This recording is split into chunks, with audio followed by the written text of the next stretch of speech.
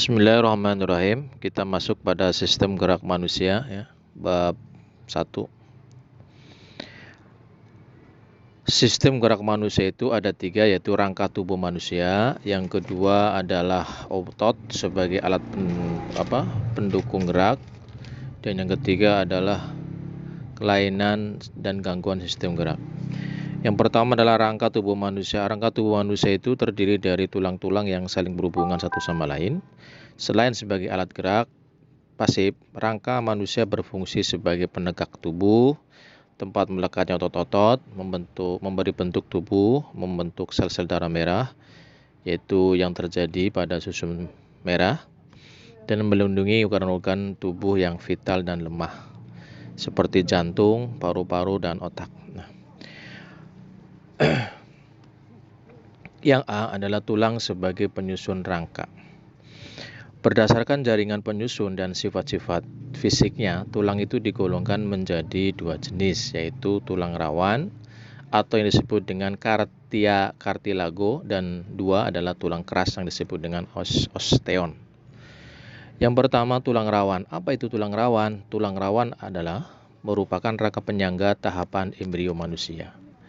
Namun setelah dewasa, sebagian besar tulang rawan berkembang menjadi tulang keras. Pada manusia dewasa, tulang rawan hanya terdapat pada bagian yang memerlukan elastisitas, seperti daun telinga, cuping hidung, dan cincin trakea. Tulang rawan terdiri atas anyaman serat, di mana terdapat sel-sel tulang rawan atau kondrosit yang membuat matriks kondrin. Matriks kondrin itu tersusun atas serat kolagen dan kompleks protein karbonhidrat yang disebut dengan kondroitin. Tulang rawan itu terdapat dibagi 3, yaitu tulang rawan hialin yang terdapat di hidung, di trakea atau tenggorokan, kemudian bronkus dan persendian. Kemudian yang kedua adalah tulang rawan elastik terdapat di daun telinga. Ketiga, tulang rawan fibrosa yang terdapat di persendian tulang belakang. Yang kedua adalah tulang keras. Rangka yang menyokong sebagian besar tubuh manusia dewasa itu terbuat dari tulang keras. Bagian luar tulang keras dilapisi oleh periosteum yang merupakan tempat melekatnya otot.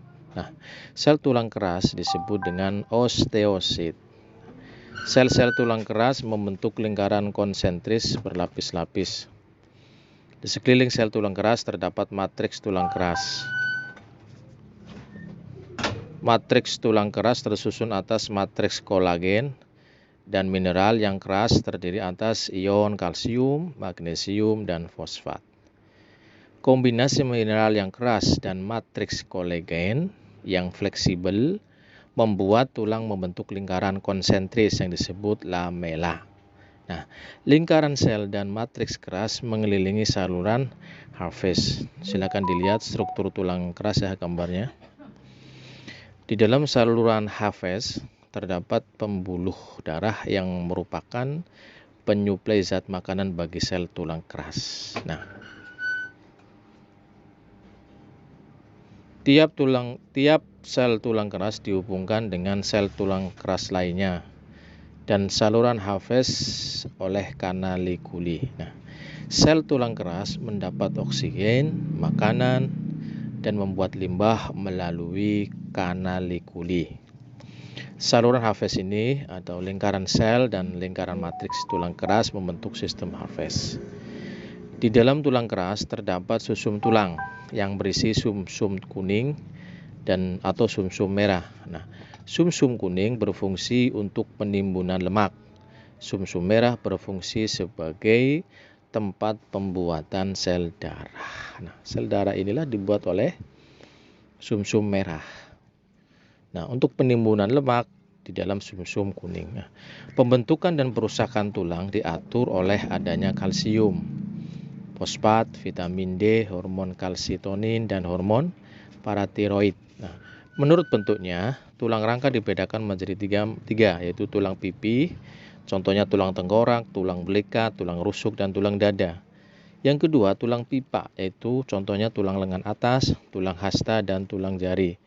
Jadi tulangnya itu mirip pipa. Kemudian tulang pendek, tulangnya pendek. Contohnya apa? Tulang pergelangan tangan, tulang pergelangan kaki, dan ruas-ruas tulang belakang. Yang B, susunan rangka manusia. Tulang penyusun rangka manusia dapat dibedakan menjadi 3 kelompok utama, yaitu tulang tengkorak, tulang badan, dan tulang anggota gerak atau anggota tubuh. Yang pertama, tulang tengkorak. Apa itu tulang tengkorak? Tulang tengkorak adalah tulang pembentuk kepala. Tulang-tulang tengkorak sebagian besar disusun oleh tulang yang berbentuk pipih. Tulang-tulang tersebut saling berhubungan dan membentuk tengkorak. Yang kedua, A. Tulang tengkorak bagian muka meliputi 2 buah tulang rahang atas, 2 buah tulang rahang bawah, 2 buah tulang pipi, 2 buah tulang langit-langit, 2 buah tulang hidung, 2 buah tulang air mata, dan 1 buah tulang lidah. Yang B. Tulang tengkorak bagian kepala meliputi 1 buah tulang dahi, 2 buah tulang ubun-ubun, 1 buah tulang kepala belakang, 2 buah tulang baji, 2 buah tulang tapis, dan 2 buah tulang pelipis. Kemudian yang kedua adalah tulang badan. Tulang badan terdiri dari ruas tulang belakang, yaitu terdiri dari 7 ruas tulang leher, 12 ruas tulang punggung, 5 ruas tulang pinggang, 5 ruas tulang kelangkang, 4 ruas tulang ekor. Silakan dilihat gambarnya. Tulang dada, yaitu terdiri dari 1 tulang dada hulu, 1 tulang dada badan, 1 tulang dada laju pedang. Kemudian ada lagi tulang rusuk, 7 pasang tulang rusuk sejati, 3 pasang tulang rusuk palsu, 2 pasang tulang rusuk melayang. Kemudian tulang gelang bahu, 2 tulang belikat, 2 tulang selangka. Kemudian tulang gelang panggul, 2 tulang duduk, 2 tulang kemaluan, dan tulang pinggul. Kemudian yang C adalah tulang anggota gerak. Rangka anggota gerak terdiri atas tulang anggota gerak atas atau lengan dan juga tulang-tulang anggota gerak bawah disebut tungkai. Tulang lengan terdiri dari tulang lengan atas, tulang pengumpil, tulang hasta, tulang pergelangan tangan, tulang telapak tangan, ruas tulang jari tangan.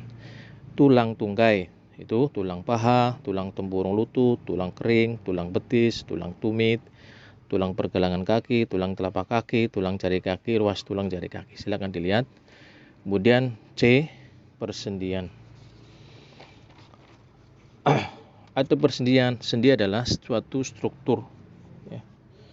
Struktur khusus seperti ruangan yang berfungsi sebagai penghubung antar tulang agar tulang dapat bergerak. Nah, hubungan 2 tulang tersebut dikenal dengan artikulasi. Fungsi utama sendi adalah untuk memberikan fleksibilitas dan pergerakan pada tempatnya, juga sebagai poros anggota gerak. Ada beberapa sendi dalam tubuh yang hanya memberikan sedikit pergerakan, namun tetap saja sangat berfungsi untuk memberikan kestabilan pada tubuh kita. 1. Sinartrosis atau sendi mati, yaitu persendian yang tidak dapat digerakkan. Biasanya tulang-tulang pada persendian sinartrosis dipersatukan oleh serabut jaringan ikat atau tulang rawan hialin. Contohnya, sendi antar tulang tengkorak. Yang kedua adalah amfiartrosis atau sendi kaku, yaitu persendian yang hanya memungkinkan terjadi sedikit gerakan, sendi gerakan terbatas, contohnya sendi antar tulang rusuk. Yang ketiga adalah diartosis atau sendi gerak, yaitu persendian yang memungkinkan terjadi gerakan ke satu arah, dua arah, maupun ke segala arah. Terima kasih. Nanti dijawab pertanyaan terakhir ya.